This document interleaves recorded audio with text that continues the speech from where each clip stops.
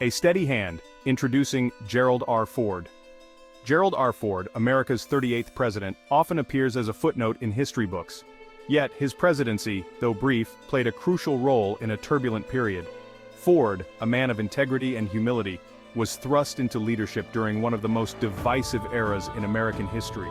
He was born Leslie Lynch King Jr., but later adopted his stepfather's name, Gerald Rudolph Ford.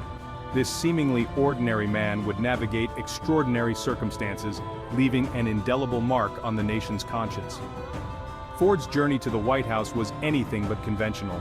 His story begins not in the halls of power, but in the heartland of America. Born in Omaha, Nebraska, Ford embodied Midwestern values of hard work, honesty, and dedication.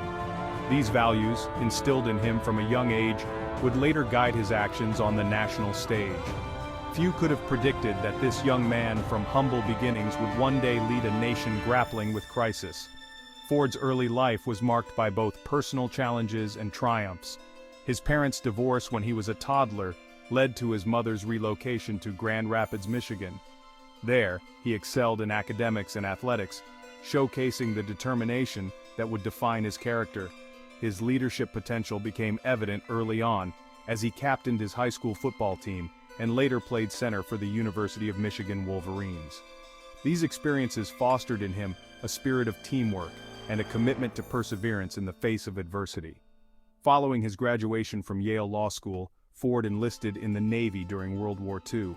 Serving aboard an aircraft carrier in the Pacific Theater, he experienced firsthand the sacrifices demanded of those who defend freedom.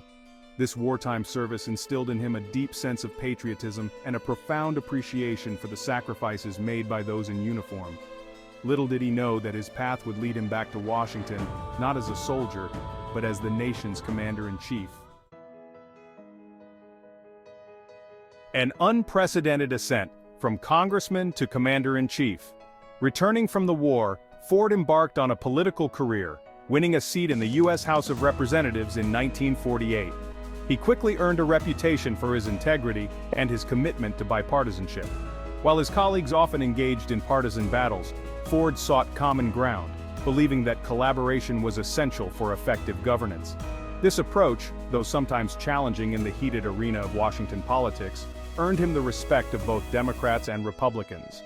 Ford's rise through the ranks of Congress was steady and impressive.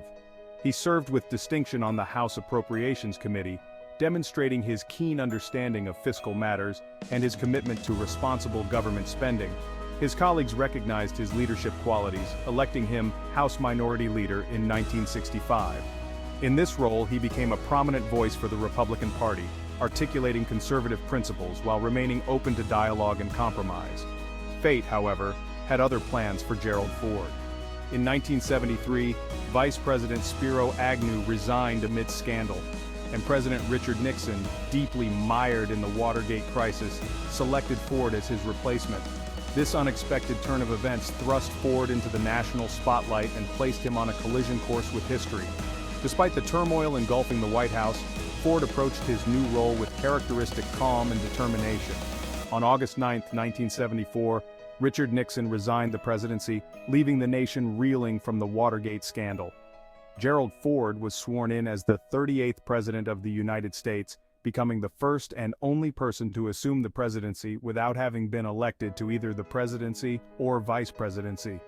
It was a moment of profound uncertainty and anxiety for the nation, yet Ford, in his quiet and reassuring manner, offered a sense of stability and continuity.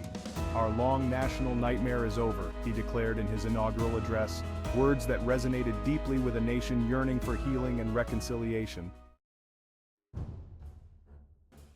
Healing a nation, the post-Watergate presidency,